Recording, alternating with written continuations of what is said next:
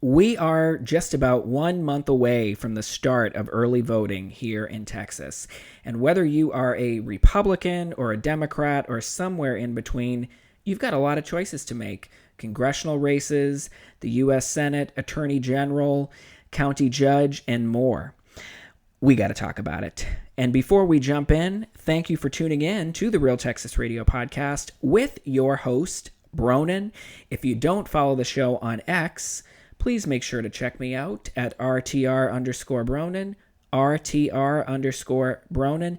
And if you haven't already, please make sure that you are following the show, like, subscribe, download those episodes from wherever you stream.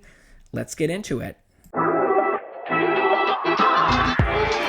All right now, you're listening to the Real Texas Radio Podcast.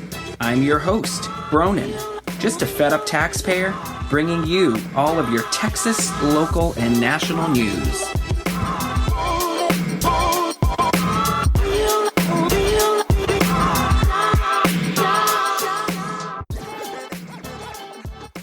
I want to talk about the primary contests that are coming up in Texas. It is primary season. Early voting is going to begin February 17th, I believe.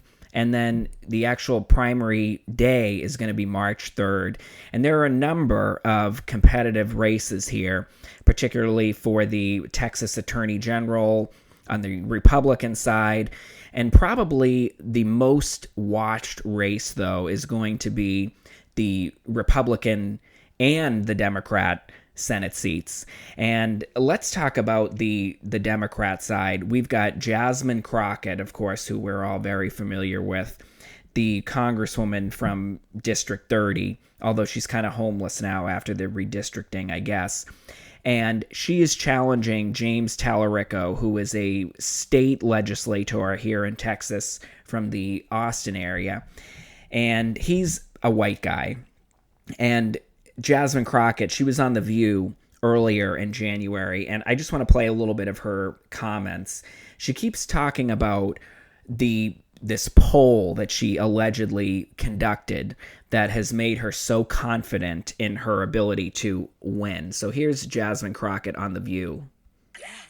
And one of the best-known senators from the state of Texas is actually a woman, woman Republican. So, let's just stop with what we think. I want to be clear that a lot of people haven't put their numbers up, and I haven't put mine up for a good reason, because I'm playing for keeps. Mm-hmm. But let me tell you that I know how to evaluate and I know how to win races. So I will say that, and I will also say that the front runner in this race was Colin Allred, someone that I served with. After I got my numbers, I did call him as well as the other person in this race. James I told them that I would Talarico. share my numbers with them privately. I did not get asked for those numbers. Right. And I will say that Colin Allred, at the end of this race, in my opinion, will be one of the heroes. Because as the Democratic... All right, well, that's enough of that there. So she refers to these numbers. Apparently, there were 600 people in this poll. We have a state of 30 million. We've got Texas, and then eligible voters, millions of people. But this alleged poll or survey that Jasmine Crockett conducted for how much money I'd like to know, with 600 people in it, has given her the confidence to jump into the Senate race. Well, the reality is she had nowhere else to go because of redistricting. And I think she thought that was going to work out in her favor, but it didn't. So now she's in the Senate race, and she has scheduled, or I don't know which camp scheduled, but she's agreed to debate James Talarico, the white guy. And if you're not following Texas politics very closely, or this particular race, James Talarico, a lot of people on the Democrat side, they think that he is the more viable candidate statewide. A lot of people think that Jasmine Crockett, she could easily win a Democrat primary for being a far left-wing psycho, and on every single TV show and podcast that she can appear on, she will, and run her mouth and talk complete nonsense. It's hard to even pull a funny or memorable cut from Jasmine Crockett because she's just flooded the zone with stupidity. And so a lot of people think that Jasmine Crockett, even though she may be able to win in the Democrat primary, she obviously scared off Colin Allred, who used to be a congressman from Texas, from Dallas, parts of Dallas and Collin County. Well, you know what? Ted Cruz beat the brakes off him, electorally speaking, last year when Colin Allred ran for Senate last year, or in the 2024 race, I should say. Ted Cruz beat him by like 1 million votes. So he dropped out of the Senate race. Jasmine Crockett scared him off, funny enough. And so it's just like... Do we know how to use a chair? Whether we pulling it up or we doing something else with it. I guess, I don't know, maybe Jasmine Crockett pulled out a chair and scared off the former NFL player, Colin Allred, and pushed him into the congressional race against the white lesbian, Julie Johnson. All right, I'm getting far afield here from the point that I'm trying to make. I like to get along the weave. You know, I like to... Yeah, you like to weave things in. But when you do the weaves, and you have to be very smart to do weaves. Well, Jasmine Crockett, she's going to be debating James Talarico. And I saw the headline and I clicked on it and I was just curious because I plan to watch the debate. You know, who knows? I might get an episode or two out of it, depending. And do you know when Jasmine Crockett and James Talarico are going to debate? And this was, I read in the Dallas Morning News, so they had no commentary on this piece. They were just reporting the debate announcement. Guess when James Talarico and Jasmine Crockett are going to debate? It's going to be on January 24th. Do you know what day of the week January 24th is? It's a Saturday. It's a Saturday. And do you know what time of the day this debate is going to be held? It's going to be a 1-hour debate on January 24th, which is a Saturday, at 2 p.m. It's going to be held at 2 p.m. And it's going to be moderated by somebody from the Dallas Morning News, a political writer, and then I forget now, I don't have it up in front of me, who the other moderator is going to be. And it's going to be broadcast by Nexstar Media, which I guess I'll have to pretend I know what that is. I have no idea. Hopefully it'll be on YouTube or it'll be live streamed somewhere on social media. But talk about trying to bury this debate. I mean, this is something, you know, I'm from Boston, Massachusetts originally, and this is a tactic that has long been employed by Boston, Massachusetts area politicians like Ted Kennedy, obviously the longtime U.S. Senator, the former longtime mayor, Tom Menino, Mumbles Menino. He had a speech impediment. So the idea of having to stare down a camera and microphones for a full hour or two in front of the public was a frightening prospect. And so he'd try to schedule debates as if he ever had a viable candidate in his 20 years. But he'd schedule them for a Friday or for Halloween or a Saturday, 1 hour. And now the junior senator from Massachusetts, Ed Markey, who's about 100 years old, he pulls the same stunt. Or, you know what, he was running during the COVID hoax farce nonsense, and he was so terrified to debate. He was able to get the debate, rather than going into the TV studio, he was able to get it on Zoom. You can't do it with Zoom. Well, where's Zoom? She's going to do it with Zoom, and she's not coming. And speaking of Zoom, President Trump, what about ex-Judge Amber Givens? But I know nothing about her. I think she's sick, mentally sick. Yeah, don't forget about the district attorney race in Dallas, the Democrat primary. That could be the number one reason why you have to take a primary ballot, as a matter of fact. Think of how scary it is. Your choices are John Cruzette or Cruzeau, the incumbent, the Soros-backed DA, and then you've got Amber Givens, who was declared incompetent of the law by the state of Texas, the Judicial Ethics Commission, or whatever it's called. She's now in the race for district attorney. And I don't know if she is still suing Dallas County. So she's literally suing for ultimately tax money, suing the taxpayers, and asking the taxpayers to elect her to the district attorney.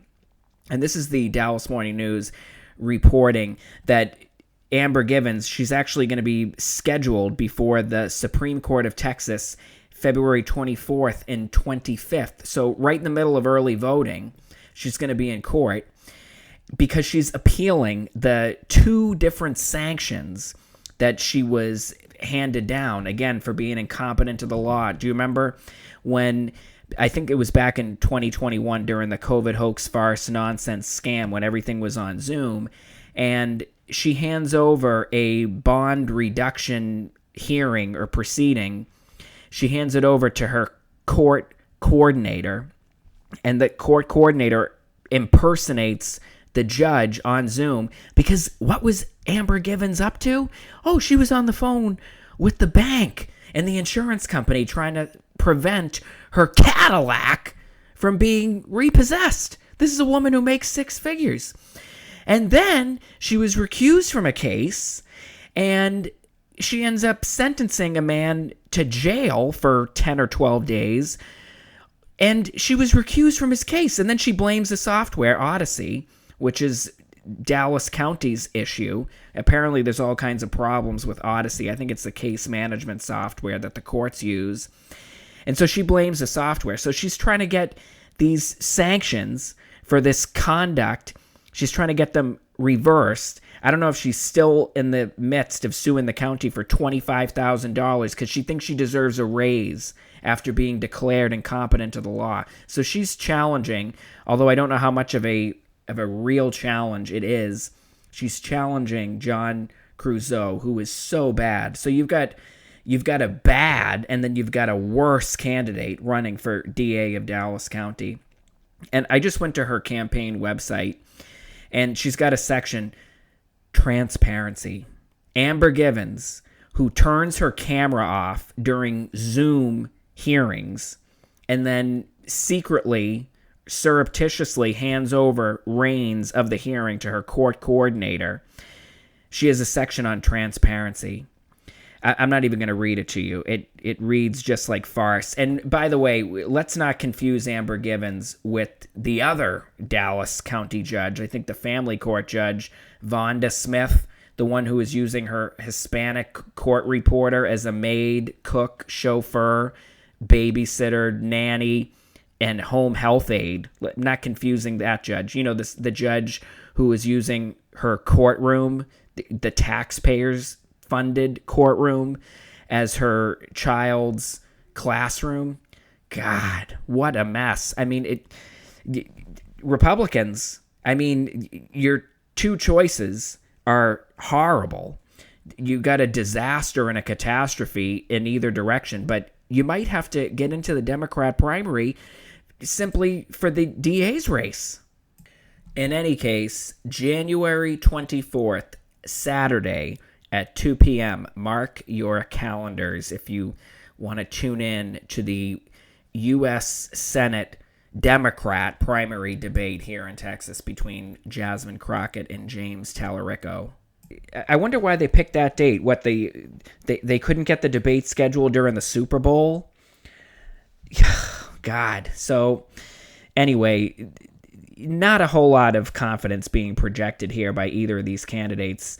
I wonder which camp was the one that scheduled this, or maybe they're both trying to hide from the public. But, you know, particularly for Jasmine Crockett, somebody who she's very confident going on television pretty much every day of the week, cable news, podcast, broadcast, The View. You'd think that she'd want to be out front and center in front of the cameras, showing off her debate prowess. You know, she has no problem in the Congress screaming at her colleagues and screaming at witnesses called in to testify and belittling them. So I don't know what the problem is. I think she'd make short shrift of a white guy like James Talarico. You know, I heard a comment from another commentator that these white male Democrats, you know what their biggest fear is, all of them? They're all terrified to be branded racist. And you can go ahead and extend that to xenophobic or transphobic or homophobic. But it's racism is like the worst thing. If you show at all that you have a chip on your shoulder against black people, then you're really in trouble if you're a white guy, especially if you're an older white guy. And I just went down the list. Kirk Watson, the mayor of Austin, Texas. Gavin Newsom, governor of California, largely considered the front runner for president in the 2028 cycle. Essentially every single Democrat member of Congress, white guy. Tim Walz, governor of Minnesota. Look how far that's getting him. He's going to be retiring, resigning, use whatever term you want.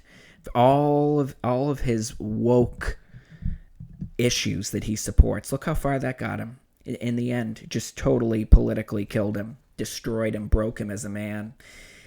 COVID Clay here in Dallas, the feckless, terrible embarrassment of a county judge.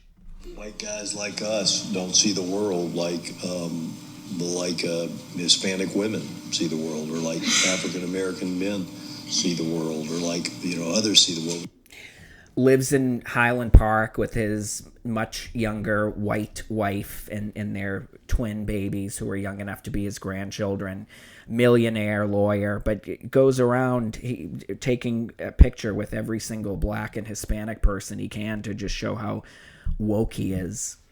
And he's not going to be able to move any further than county judge. Not that being a county judge is, you make a good salary, $200,000. You're the top executive elected in the county. But he's going to be stuck there. And probably, look at James Fry, the Minneapolis mayor.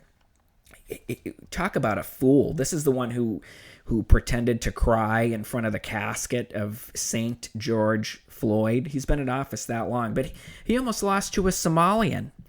In this last election cycle, he narrowly defeated a Somalian, an actual black person.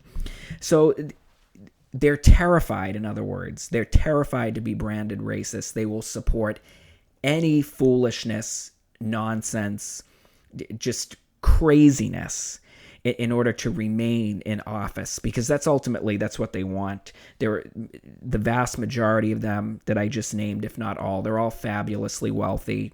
They all live in exclusive white communities. They're all married to white people.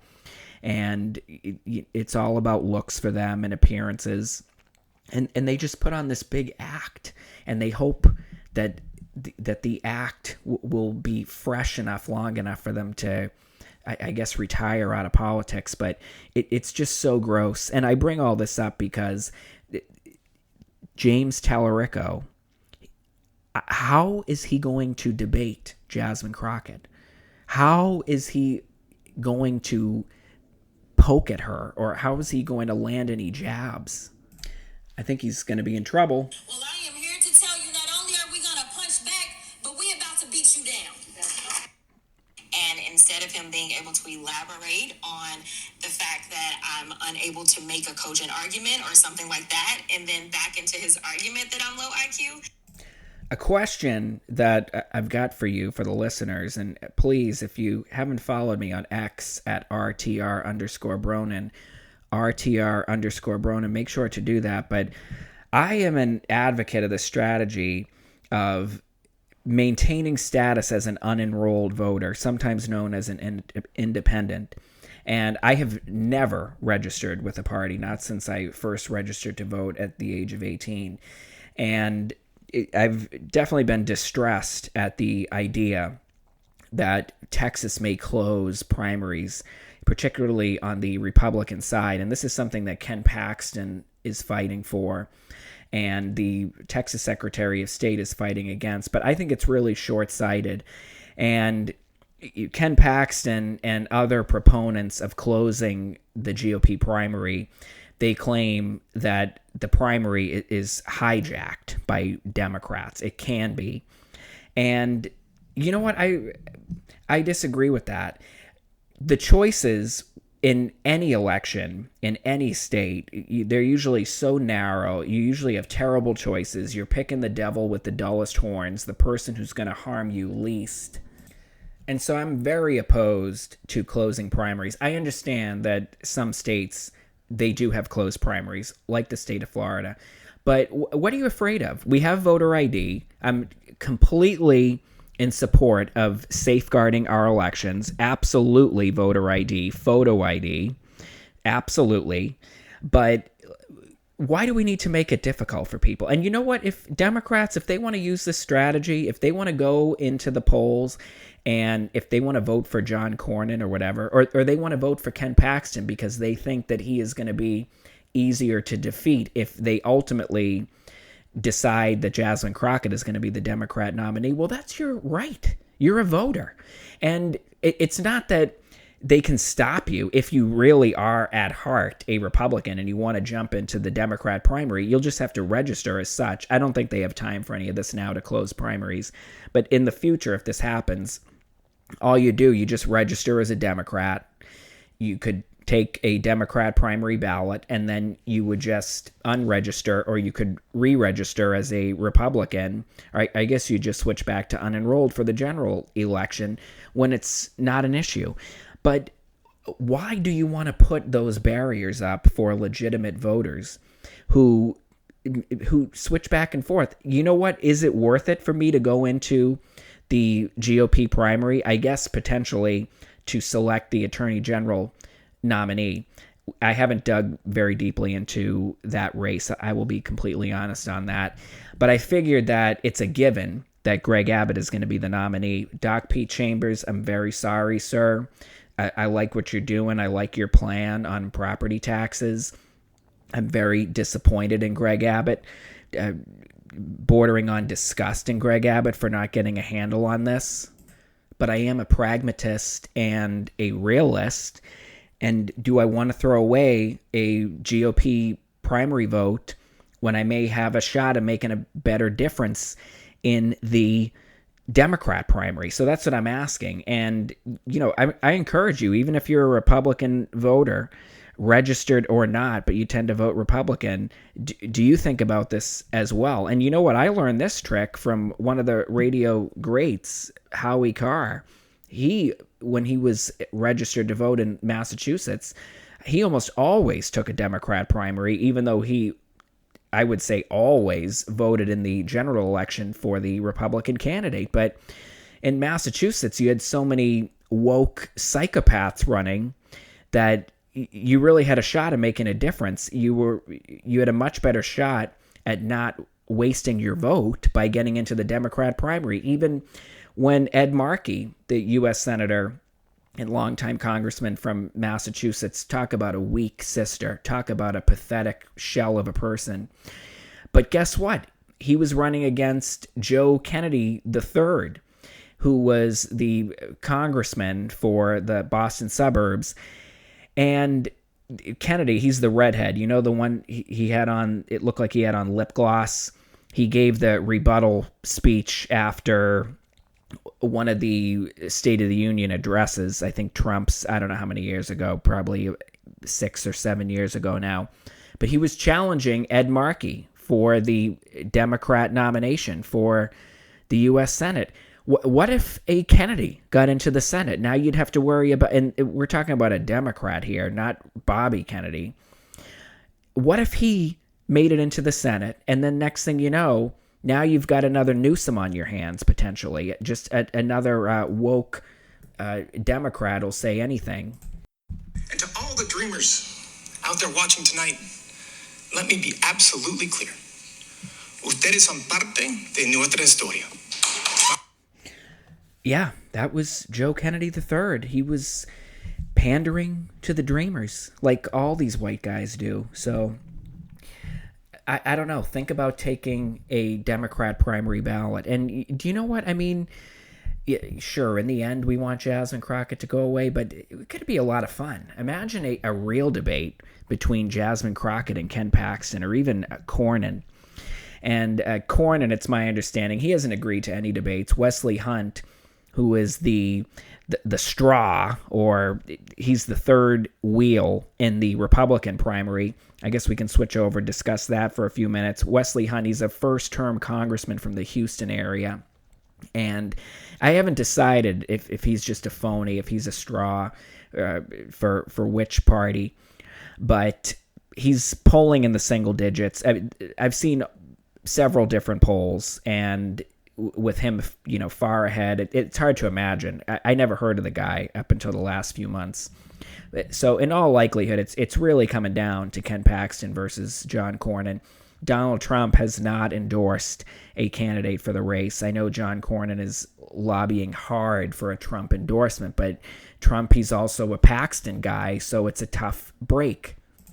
In any case, I'm not going to talk too much about it, but I'm not going to cry if John Cornyn gets the nomination in the end of the day. I'll be fine if Ken Paxton gets it. And you know what? If Wesley Hunt, long shot candidate that he is, if it happens to be him, at the end of the day, I'm probably going to take the Republican candidate, and same thing on the governor's side, which is why I'm not too worried about getting into the primary. And I haven't even looked at the ballot questions, the non-binding questions that they're going to ask. Do you support eliminating property taxes? Yeah, of course I do. Why the hell haven't you delivered it? You ask me that every day. We all do. So I'm disenchanted. So if I can go in and create a little chaos in a Democrat primary, which I have the legal right to do, then I'll go ahead and do that. And you know what? Here's another cut I wanted to play. I saw this. I don't know where I saw this cut, but there's a podcast, Las Culturalistas, that I've never heard of and don't listen to.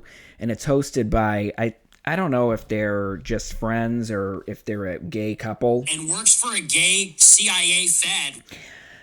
And one of them, I guess, one of these guys, and I don't even know his name, but he used to be on Saturday Night Live, which I have never watched. And they have a podcast. They mostly talk about crap, pop culture and television and celebrities, and which female diva they're obsessed with and in love with this week. But earlier this month, the subject of Jasmine Crockett came up, and let me just play the cut. Anytime a politician is making it too obviously about themselves, I'm already done. We're out. Don't waste your money sending to Jasmine Crockett. Do not do it. I must agree. Don't. And so that was just a real small little piece of the episode. Again, this came out, I think, last week. And they've had to apologize. Again, well, one of the guys is Asian, but a white guy, a white gay Democrat came out and said, don't waste your money on Jasmine Crockett, a black woman. And immediately, what was he thinking? What is he, insane? And, he was just telling the truth. Don't waste your money donating to her. I mean, I don't donate to any politicians ever. I mean, they're all, if you're really worth anything, you'll get donors. But I just wanted to play that cut while we're on the subject. And, something else to think about, if you are considering a Democrat primary ballot, again, in Dallas, another reason to take a primary ballot, what about the congressional races? Like Colin Allred versus Julie Johnson. I mean, Colin Allred, he bowed out of the Senate race, but he just jumped back into the congressional race, technically for his old seat, although the lines have been drawn. And where I am situated, I'm in a very cuspy area, so I get redrawn, rerouted, redistricted often in all kinds of races. But I have a decision to make because, let's face it, I don't think we're going to get a Republican congressman who's going to be representing the new District 33, I guess it is, Congressional District 33. So who do I want? Do I want Colin Allred? Do I want Julie Johnson? Who's going to be, who's the lesser of two evils in that situation? I couldn't even tell you. So that's something else to think about. What if you're in Houston, where there's an open seat for the county judge, and look at the trouble that Lena Hidalgo, the mental patient, the loony bin dweller, Lena Hidalgo, she is resigning the position. Look at the damage that she created in Houston, in Harris County, the third largest county in the United States. A total mental patient, completely incompetent, looks like she's on drugs at some of the meetings or not taking enough drugs. I don't know what the issue is. She has worked tirelessly to increase, sometimes unsuccessfully, property taxes for Houston voters. And so now she's stepping down. She's, talk about a low IQ individual. But now you got a bunch of other Democrats who are lining up to run for that seat. You've got Anise Parker, the former Houston mayor, who I think is almost 70 years old. Then you've got a Muslim dentist, ex-city councilor from Boston who's running. I haven't been following that race very closely. There are others. So, again, even if you're a Republican, if you know that in all likelihood that you're going to end up with a Democrat anyway, then it could be worth getting into the Democrat primary and having a say. Wouldn't you agree? Okay, well, I think I'm going to wrap it up here. But if you don't follow the show on X, please make sure you check me out. RTR_Bronin. RTR_Bronin. And please give the show a like, follow, download those episodes. I've got a big back catalog. I appreciate your listenership. And I will catch you on the next episode of the Real Texas Radio Podcast.